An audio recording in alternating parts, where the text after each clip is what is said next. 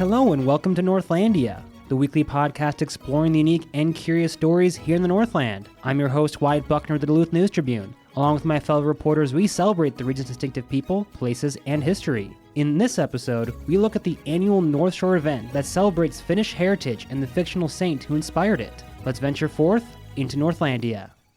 Here to help us learn more about this yearly celebration of St. Urho in Finland, Minnesota, not the country, is News Tribune reporter Teri Cadeau. Teri, welcome back. Hi, Wyatt. Thanks for having me.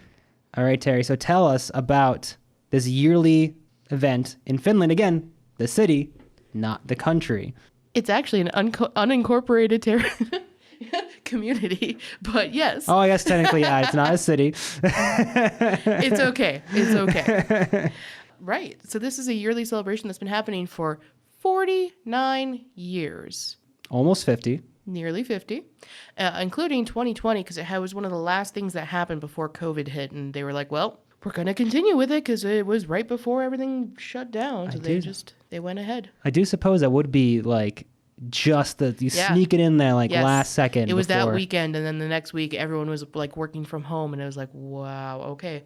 That was like the last. I went that year too, so it was like last like public thing I got to kind of do before everything kind of got quiet for a bit wow. There.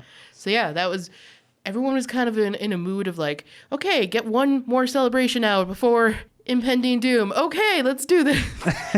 And the theme was make the 20s roar, and I was like, wow, that's yeah, I don't know how roaring they're going to be. We're going to find out. It's going to be great. Mm-hmm. Well, that's kind of cool and unique that you can in kind of a somber kind of way, you can kind of pinpoint that was the last public thing I got to do. I couldn't tell you what the last public thing I did before that close to, the world shutting down. And I'm pretty sure, that weekend I also was very lucky that I made it up there for that because I think I had a tire pop on my car the night before. Oh, no. So I was like, I need to get this fixed and I need to be in Finland by noon. Can we do this? And they're like, yeah, I guess. And I was like, yes. Okay. So I sped along quickly and got up there and it was great. Did you attend were you working? I was working for the Lake County News Chronicle at the time. So it wasn't for pleasure, was for work. That was for work. I was taking photos and writing a story that evening. Yeah. So it was but it was fun. It was, don't get me wrong that it wasn't also for pleasure because it was a good time for sure. Mm-hmm. Yeah. So tell me about the event itself. What is it? When is it specifically? Obviously, it's mid-March. Right. So St. Urho's Day is celebrated on March 16th. And so they always pick a weekend closest to March 16th, whether it's before or just after. Usually it tends to be before, but, depending on when it falls in the year. And so they always pick that time. It was started as a celebration in 1976, which if you can kind of figure out, that's the year of the bicentennial of America. Okay. So they were encouraging people to start their own celebrations in their own small towns that year. And so Finland was like, well, the city, not the country, was like, well. Unincorporated community. Yes. The unincorporated community of Finland was like, well, we're Finnish American, so we want to celebrate in a way that reflects our heritage. Not everybody, but when you go there, you're a Finn for the day, is what they always say when you get there. So, so they started having this festival, and they decided to celebrate St. Urho, which is the legend of St. Urho has been around for longer than the festival. That was started in the mid 50s, as far as best reports go. How much do you know about St. Urho? Tell me your knowledge. So.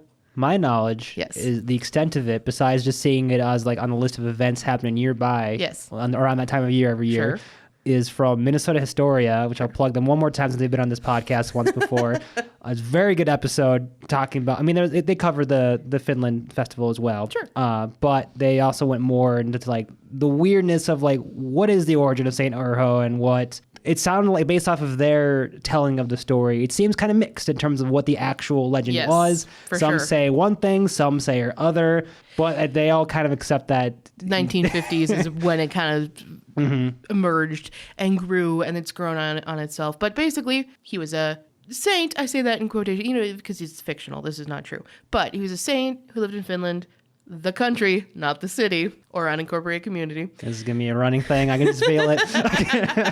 You started it. I did. And then I started it. Okay. We're both guilty. Anyway. It's like only one of us can end the cycle and we won't. In Finland, he drove all the grasshoppers out of the country after a grasshopper plague. And so Finland, Minnesota takes that theme and they kind of run with it, and they do a lot of stuff with grasshoppers and grapes. It was to save the grape harvest, Finland, and their really well-known grape harvest that they have every year. Mm-hmm. Sure. I have to take your word for it. Hopefully you're telling me the truth. It's a pretty northern country. I don't know how much grapes they're growing. Maybe there is a grape harvest, but it doesn't really kind of make a lot of, the legend's the legend, so. Yeah, sure. Okay. It's a legend for a reason. Mm-hmm. Anyway, so the grasshoppers were gone, and he chases them away, saying like something in Finnish of like grasshoppers go away, and then they flee. They go away. Mm-hmm. So that Finland takes that, and they run on a theme every year, and they come up with a different idea about it, and they take St. Urho and they plant him in the Wild West, and so they have grasshoppers and like handkerchiefs and stuff like that, or they plant him in the world of pirates, and so it's St. Urho at sea, and and so they theme all the different like things around a theme every year. I know the year that one of the years that we covered it, the theme was St. Urho builds a thingamajig.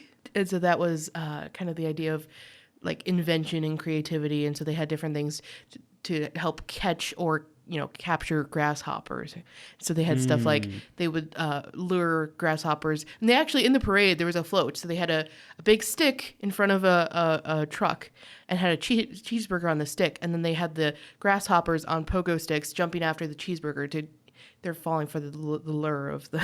Anyway, they would get trapped. That just led me on an interesting visual journey and mental there is visual a picture journey in the story, so if you want to see what this looks like, more or less. But to visualize an emotion, though. The pictures would help with that, though. So yeah. check out the article to get the visual representation Definitely. of If this. you want to see pictures of all these great themes and celebrations from over the years, that is the place to look. So yeah, they always have this big celebration. The big highlight of it is the parade, but it first gets started the night before with the Miss Helmy pageant. So yeah, tell me about that. That was definitely one aspect I was not familiar with. My knowledge did not cover that specific. It's maybe not the most well-known part of the celebration. Most people know about Finland and know about the parade.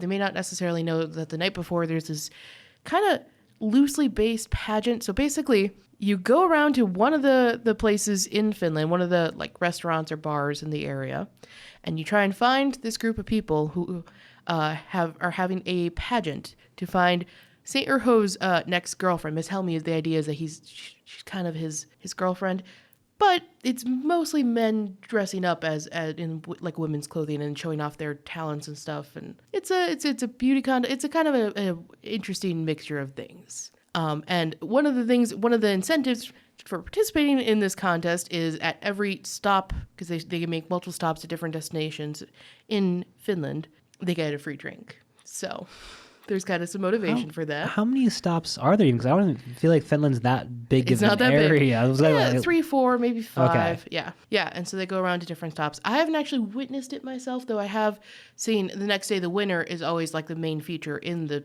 St. Urho's Day parade. So the year that I went, Steve Sokola was the winner. And so he was on his... I think he was on a longboard and playing the accordion and dressed up as Miss Helmy and with the pageant sash and everything and going up and down the crowd. Yeah. See, somehow, if you're from the area and you're familiar with the name Steve Sokola, that honestly doesn't surprise me much. No, if you're not from the area, that means nonsense to you. I'm going to suggest then that you look him up and you see one of his shows and you'll be like, oh, sure. Okay, that makes total sense. Yeah, he's been involved in St. Urho's Day in Finland for a few years now. Kind of enjoys it, I think. Mm-hmm. Anyway. So what's the theme? Do you know what the theme is of this year's event? Yeah, so it's St. Urho Travels the World. Okay. So kind of more of like a global theme of like you can take him anywhere and put him into any kind of situation. I don't know what it's going to look like yet. We're waiting to see. I do know what the t-shirt looks like and the pins, so that's really fun. Oh, that's one thing I should probably mention. Every year, kind of how they have a record of how many years they've been doing this, they make a pin, like a badge with a pin back button, and they sell those every year to keep the festival going, to fundraise for it. And they change designs every year, and sometimes around the theme and sometimes not necessarily around the theme, but quite often, yeah, around the theme of some sort. They have an illustration of St. Urho and some grasshoppers. It's pretty pretty unique. People have collections of like all of the pins from all of the years. Some people are a little less intense. They only have them from the years maybe they've gone or whatever. But that's an integral part. There's other merchandise from the years of them doing it. Like there is a St. Urho Miss Helmy calendar from like the 90s where they had all the past winners featured in the calendar, and then you were to vote for who was your favorite from over the years and submit that by the end of the year in 1993, I think. So, yeah. Interesting. And so have you only been there the one time, or have you been there a few times? I was trying to remember. I don't remember if I've been there once or twice. I know I've been there for sure once, but I feel like I was there twice. Yeah. Gotcha. And from at least one time you've gone to it, what stood out to you the most? The spirit of people. Because, I mean, I was there for work. So, I mean, I was there talking to people and going up and down the street and asking people, like, why do you come every year? What brings you back? And people, so often it was just like the spirit of it. It's a celebration that takes place right as you're about to, maybe in past years, maybe not so much this year, but in past years, you're about to go crazy with some cabin fever. You've been stuck inside a lot. It's been cold and dreary outside. And so it's an opportunity to get out and see some neighbors and meet people. But also, there's a lot of people who get sucked into this celebration because they were driving through on Highway 1 one year and they got stopped because it is a parade that takes and shuts down that Highway 1 in Finland for a couple of hours, you know. Mm-hmm. And so they got stuck behind the parade and they were like, well, I guess I got to get out and see what this is. And they get sucked in and they're like, yeah, we're coming back for this. This is the thing now. We're coming back every year now. Get some green, get some purple. We have to dress up. All right, we're doing this. You can literally get trapped and roped into it. Yeah. I think Honor, the organizer, when I was talking to her about this story, she was like, yeah, you hear that story so many times of people being like, yeah, so we got out of our car and they gave us like candy and beer. And we're like, what? This is great. What is this? So they stayed and they came back. Mm-hmm. So in this situation, rather than, stepping off the beaten path, you could just be driving down the road and then you just get stopped. You get sucked into the parade or the tug of war, because the parade every year starts with a tug of war contest between just people who are willing to do it. It's pretty fun to see. That's good. I haven't done that. And I feel like you don't often see a good old fashioned tug of war. And they go all out for it. Like people are invested. But yeah, they're invested. They're very much invested in this whole celebration. People actually build floats and get creative with it and make things, fancy and intricate, or, and they adopt the theme. They get really into it. They have other events in the community surrounding it. It's pretty unique. It's not typical that you see something going this strong after 49 years. Like it feels like it's still growing and building on itself. Mm-hmm. So last question, Teri, why do you feel like this fits well into Northlandia, this celebration, and Finland, the unincorporated community's version of the St. Urho's celebration? I think it fits because, it's just incredibly unique. It's unique to the community. It's unique to the Northland. It's a fictional saint. It has traveled outside of our little zone here. Like there's some celebrations that happen in Butte, Montana, of all places, Michigan, a couple of other, small communities who have adopted St. Urho and are like connected to him as well. But it's literally a place called Finland, and they're like, well, we're going to take this fictional saint and we're going to make him our own. They literally have a statue up of St. Urho. A statue connection. And it's just something that they've adopted, and they've said, this is our thing. We enjoy it. We appreciate it. And you may find it weird, and we're okay with that. We like the weird. I literally one year when I was working for the Lake County News Chronicle, my editor came up with this headline that said that Finland is ready to out-weird itself with St. Urho's Day or something like that.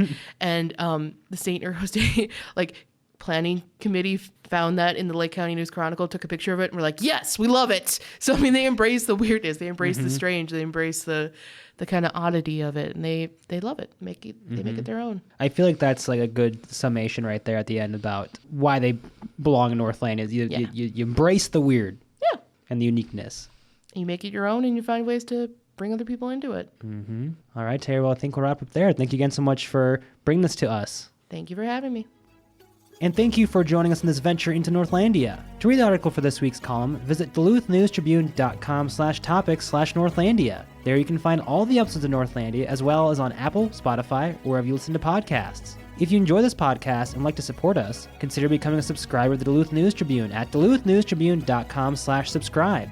Join us again next time and discover the extraordinary stories that you just might miss when you're in the right place at the right time, ready to step off the beaten path with no rush to return, here in Northlandia.